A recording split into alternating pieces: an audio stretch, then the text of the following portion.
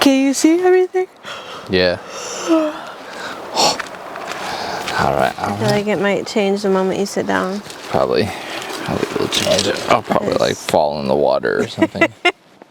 Backflip. No. Look at this. Hey, so how you doing? I'm good. You doing good? Yeah.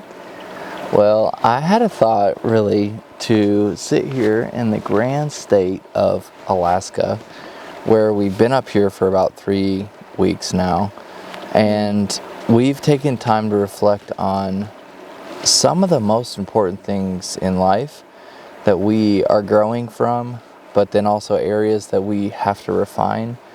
And I wanted to just sit here and have a little conversation. Yeah. But you know, it's funny, real quick before we jump into that, I just jumped off of the ledge, and if you guys would have seen that. Right into the water. That's why I don't have any shoes on, because my feet are soaking wet. Because I jumped in off the freaking Couldn't bank. tell you how it happened. Yeah. It just, I looked back and he's in the water. You know, but that's what's so interesting about life, right? There's metaphors everywhere you look, and sometimes you got to get a little wet. How about we talk about that? Let's talk about the adversity that you face. Is that a bear? During growth. Who knows? We're in the state of Alaska, guys, and we may just have some wildlife walking behind us, or a moose, okay, just to preface the conversation. But like, sorry. No, back to where we're at. Okay. You know, you crazy ADD squirrel person. I'm sorry. So gotta be ready. Tell me about how you get to the next level. Okay. How you grow, how we're growing, how you're growing, and let's share a little bit of inspiration, but also let's be real. Yeah. Well, I think the biggest thing this trip has taught me in the last 3 weeks, you know, right before this, I was going through my finals. We had the Breakfast Palooza. I had 2 paintings that I had to finish personally. I know you had all your stuff as well. We just had a lot on our plates. And honestly, we've kind of been going pretty hard for like a year straight. Yeah, since we were last up in Alaska. And so it was just one of the first things I noticed when we got here was the friction that came with slowing down. It was like we were impatient at first with the slower pace. We were feeling like we needed to be more productive, we needed to be doing more, and I think that's really important to note because, like, personally, I was really feeling it. I was feeling like really frustrated with like, man, there's so much that we need to be getting done and things are going so slow, and like, why are we here? What are we doing? And it was like after we kind of pushed through that piece of it, it's like when you're able to really slow down and actually get to the point, like in order to get to the point of reflection, you have to fully slow down and remove yourself from your life. You literally cannot do that while you're in your life. You can't reflect while you can't work on your life while you're working in your life, you know? And so we've been working in our life. So we took a step back to work on our life. And there's just that and I think a lot of people feel that. They feel like an impatience, like I can't slow down, I have too many things to do. And I've heard that, like I've got too many things to do, I don't have time to like take a break or take a step away. And I really felt that when we first got here. Didn't you feel that? Oh yeah. That feeling of like friction, like there was that friction of like slowing down. And then we kind of had that shift in perspective. That second week, we were just like able to really be present for the people around us, and we were able to really connect with them. And I think that's where that refueling comes from. And then refocusing is kind of where we're at now, of like, okay, when we go back in, like, what is that going to look like, and what are we going to let go of, and what are we stepping into? And that right there is the piece that is so important for growth, that I think so many people miss the bar on because they're trying to grow while they're working in their life. Check this out. Yeah. So it's like a tree cutter person, And A lumberjack? Yeah, lumberjack, right? Because we were seeing some people at the lumberjack because we went to Alaska State Fair. An We actually arborist. we just watched a lumberjack, but it's so Dude, that was sick. No, but check this Yeah. out. It's so important though if you're in the woods and you're moving forward on a trajectory, right? And you're crushing it. Just imagine how focused, how fit you are, honestly, to chop down a tree. And how much effort that takes. Mm-hmm. Like, you got to be the fittest person on earth, right, to chop down multiple trees and just keep going, right? Mm-hmm. Well, what if you figure out, by climbing one of the trees, where you're supposed to be going? Oh, And all that effort that you just put into to chop down, all those trees or whatever. And you realize you're going the wrong way. Yeah. You're going the wrong way. Because you didn't take the time to look at which direction to go, yeah. So for you guys out there, just climb a tree and look out where you're going. Well, and that's reflection. I think that's kind of one of the biggest lessons. And also, like, one thing we talked about when we first got up here is not letting people, places, and things steal our peace. And when you start to get to that place of burnout, you start to let people steal your peace. You start to let places and environments and things steal your peace. And you have to remove yourself from those environments to reprioritize, to realign, and to make sure that, because you're not impacting anyone or anything if you're being impacted only, if you're just being, and that's kind of how I was starting to feel, I started to feel myself being cynical.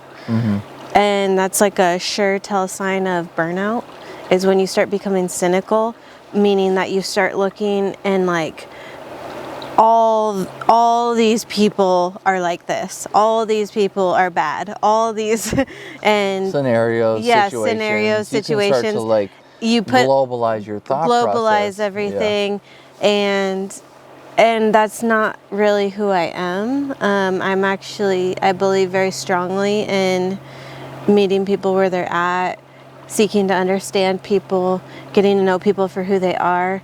And I started feeling myself getting to that place, and that's where I think it's really important to like take that step back and to make this time. And that's why even before we're even going back into it, we've already planned out our next getaway of stepping out. Well, getting to know people is so important, and as we know, and it's the real person. Everyone has a story, and it was interesting. So on this trip, we spoke to Carl Malone. It was kind of a fun little conversation, honestly, and I took a lot from it. And just getting to know the person, the real person.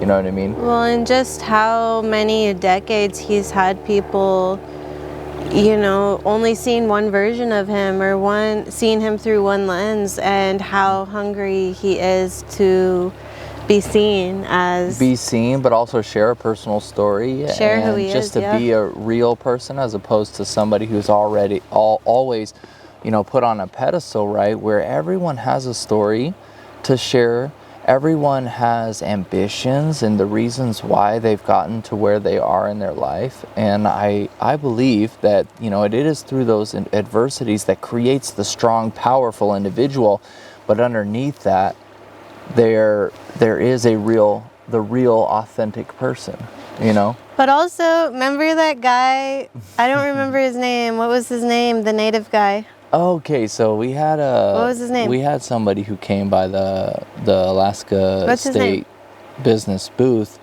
I don't know, but he was so cool. This guy grew up in Nome.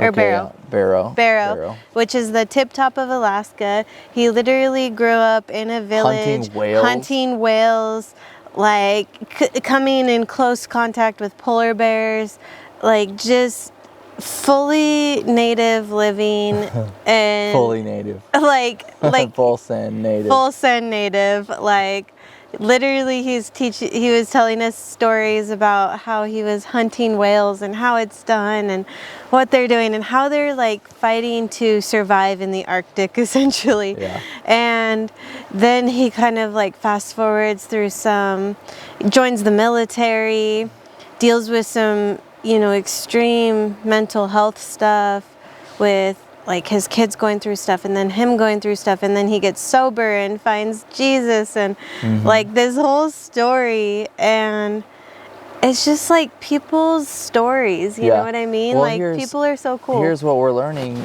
not only on this trip, but in life in general, is if you can spend long enough and sit and to be with somebody in their story, then they are felt seen and heard. And valued. Which is what everyone wants and needs in life. And it's funny because it's like it's only at this time, or many times, right, when you can have a time of reflection that you're able to see all these very important aspects of what life is and how you can be an impact for others. Because look, life that we live is not only life to be given to ourselves, right, and selfish in every way. I think it's important for us to be there for others as well, because that is why we're here as well. Well, I think at the end of the day, like, you're not really living if you're not connecting, because we are someone else's blessing when we show up and we be present. Yeah. And even just for example, so one thing that's really cool is we activated 1,100 customers, like new customers for Northern Eagle Market. And through that, like part of it is, long days, we're there, we're working hard, we're hustling. But through that, we got to meet so many cool people. And through that, like every single day, and I told you this, like every single day, when we shifted from being impatient and like, why are we here and we don't have time for this and someone else should be doing this, when we shifted to actually like being in it and being present, every single day there was somebody who stopped at our booth and who just sat with us and talked about their life and talked about their story and shared, and they just sat there and shared, like, and how meaningful that was for them and for us to just have that like presence, you know what I mean? The lady who does the dance that used to work for like, you know what I mean?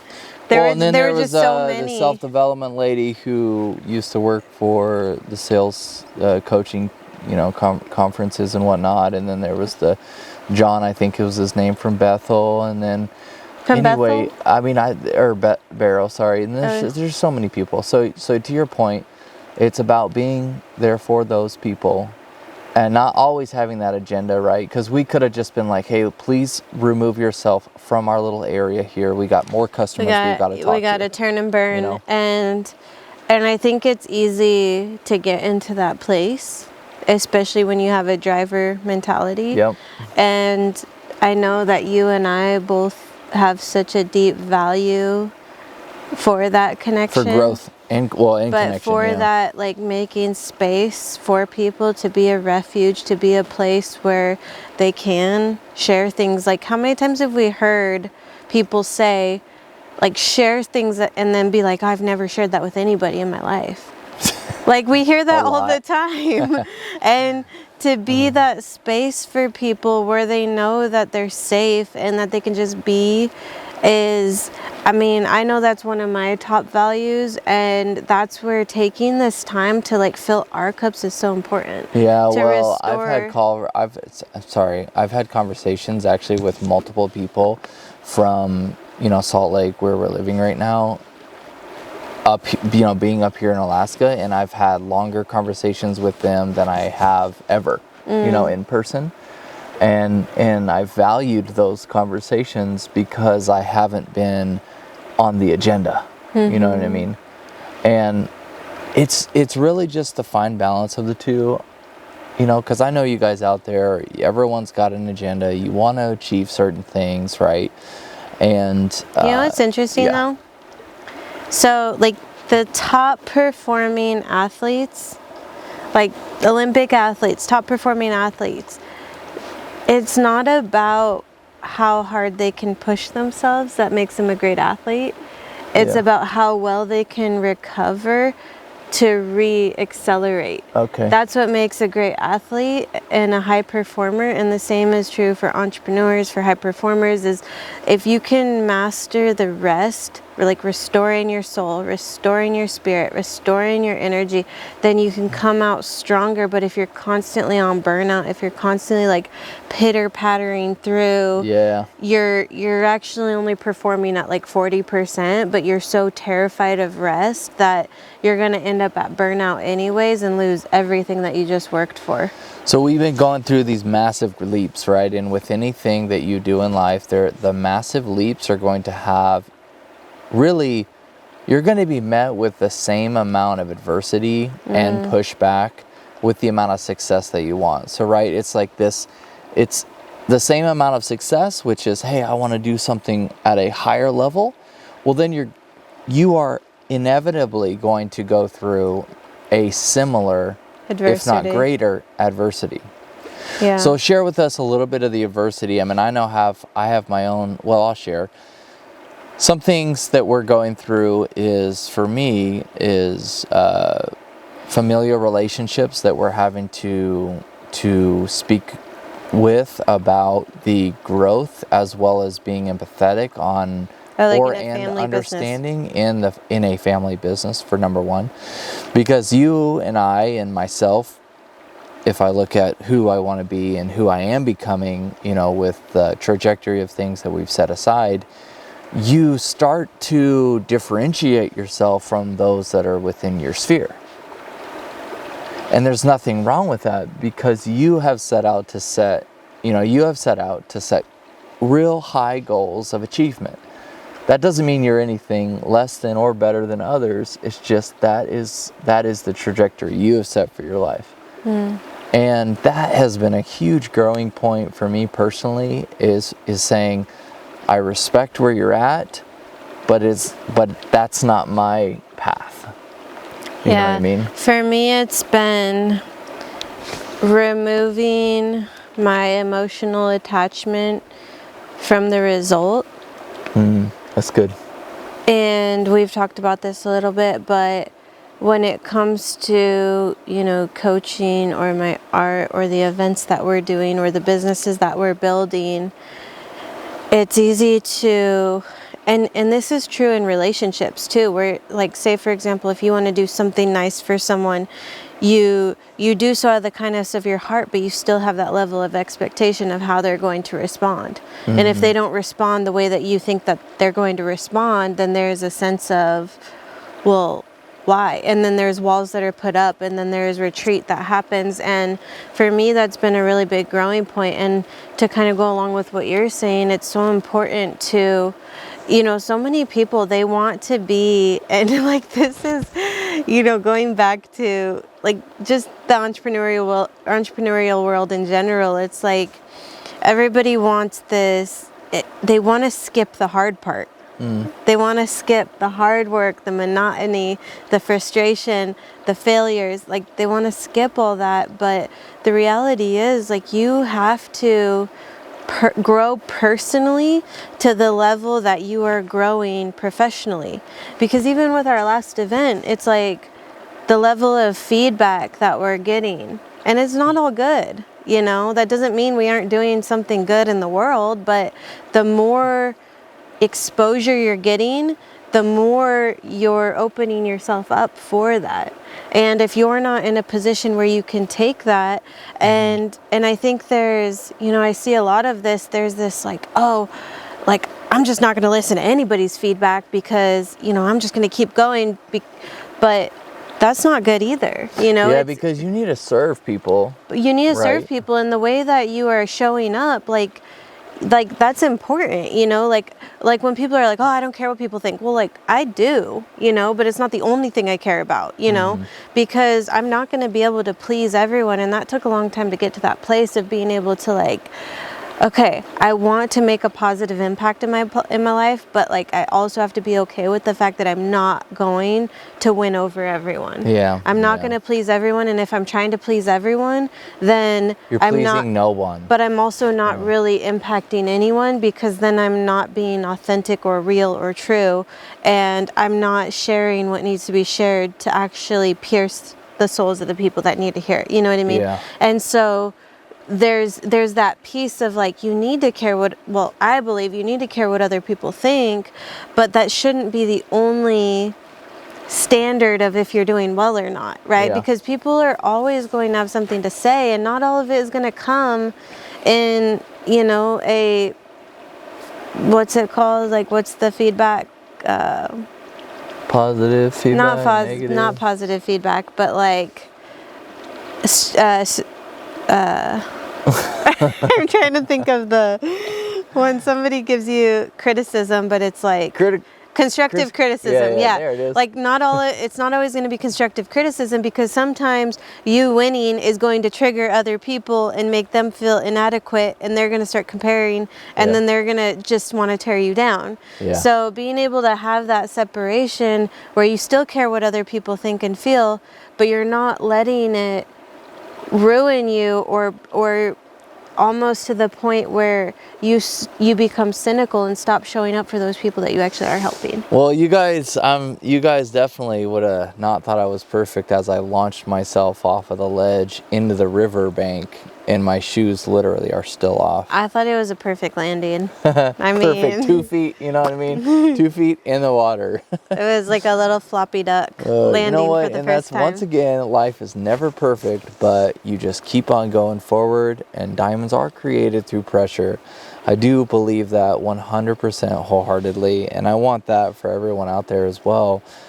My whole thought, once again, behind this conversation was to shed a little light behind the scenes of what we're personally going through, and then also how you can maybe even inspire off of what we're doing, but also implement your own thoughts, you know? And just like use it to how it relates to where you're at. Yeah. You know, to put language to what you're experiencing. What we're doing is not necessarily what you should be doing. Well, let's talk about language real quick though. Let's actually put titles to identity. I think that's super important, you know, because look, everyone creates an identity based on the failures or successes that they're having in life. Okay? Well, and no, for real, let's go down that route, because that's shame. Everybody out there, right? If you're a super high achiever person type and you want to achieve or grow in any area, well, you're going to have to start identifying your subconscious and how that has shaped you to be the person you are today, right? Or how it's inhibiting you from becoming the person you want to be. So let's talk a little bit about identity and how words will shape the person you are. Well, I don't really know where you're going with that. Well, I mean, it's like if you think you are less than, then you are less than. If you think you are powerful, and also, you can become powerful. And also that kind of goes back to what I was saying about separating yourself from the result, because when, like, for example, when I'm doing something for the first time, and this is something I say to my clients all the time, is allow yourself to be a beginner at something new. You might be crushing it in business, but you're an infant or a toddler when it comes to relationships, because you weren't modeled healthy relationships, you never experienced healthy relationships, you don't know what that looks like, and so you feel like you're just fumbling in left field when it comes to relationships. And so most people that feel awkward and inadequate in one area, but they feel like they're crushing it in another, they'll just completely avoid the areas that they feel inadequate in and only live in the ones that they feel like they're crushing it in. Well, the reality is health is multifaceted, and just because you're quote unquote successful in one area, call it financially, that doesn't mean you're successful, right? If you look at health as like a healthy wheel of mental, physical, emotional, relational, spiritual, financial health, well, if you're kind of doing really well over here, but you're like sucking with the mental health. You got a ton of baggage, a ton of trauma, a ton of stuff going on that you've just suppressed. You don't have any language to put to your emotions, so you just suppress them, push them down. You don't even know what you're feeling or why you're feeling it. You're just going through life trying to like numb yourself and feel like suppress everything. And you're doing really good over here, but that's your outlet, but you're sucking over here. Well, you have a flat tire, so you're not really going to get very far, right?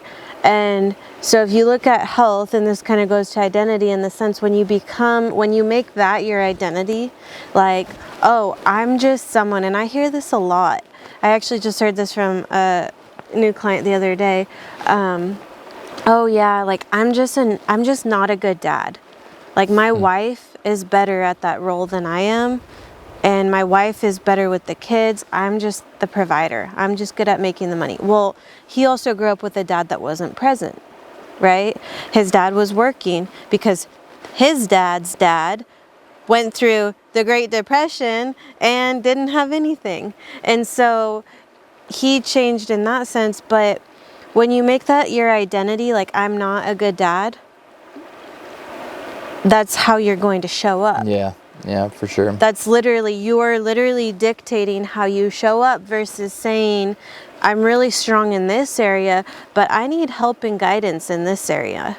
I didn't have good leadership in this area. I didn't have good direction in this area. So I need to like go seek that out to fill that cup so that I can have a full wheel, so that I can move forward and be impactful in my life and have a flourishing life. But what happens a lot of the time is people put that as an identity. They say their weakness is, oh, I'm just not good at that. That's not who I am. And it becomes an identity versus a weakness. That's like if I get a cut on my hand, I say, oh yeah, I just don't have a right hand. Yeah, just cut your hand off. Like I'm just gonna cut it off because I don't have a right hand. It's weak. It's weak, so let me just cut it off. And it doesn't make any sense, but people will live their whole lives like that. They'll live their whole lives with this identity over themselves that's really keeping them in a glass box, because that thing that they're saying that they can't do and they're not, is the one thing that they are needing so desperately and craving so desperately. Like for example, with the guy I was just talking about, it's like he's so desperately, like he's not even productive in the other areas of his life. Like as much as he puts so much time into being super successful financially and in business and all these other things, it's like he's not really even close to what he could be doing, because he's unhealthy at home, he's unhealthy physically, he's unhealthy mentally, he's suppressing a lot of emotions. So he's really like only operating at 40%, even though he feels like he's giving 110. A life of growth is going to require friction. As we know. It will require friction and pressure. But there is power, once again. More energy. More power More and energy. pressure. Because you can find your way through it. You will learn if you have a growth mindset. And that is that is the biggest inspirational things that I wanted you guys to understand and listen to. But once again, it's super important for us to just be here, be with you in this beautiful, beautiful setting of Alaska. I swear I still want to see a bear just rolling up and down the side of this river. So, for context, we're here in Alaska. This is the Willow Creek campground outside of Palmer, Alaska. And we're just simply seated alongside the Susitna River. So we're in the slingshot right now. Yeah. We took time to pull back so that we can launch forward into the next season and the next chapter, so that we don't just stay stagnant on the same level and burnt out and end up losing what we value most. So we take a step back to reflect, to let go of what is no longer serving us, people, places, things, and thoughts that are no longer serving us, to step into what is. And that means yeah, there's new habits that need to be formed, new systems that need to be created, but intentionality is where it's at, and you have to be able to take away what is no longer serving you so that you can make room for what is. Check this out. Okay. I got no call to action on this. We don't need a call to action. No, I know that. My call to action is go jump in the river. I No, dare you. no. I dare you to go Heck jump no, in the river. heck freaking no.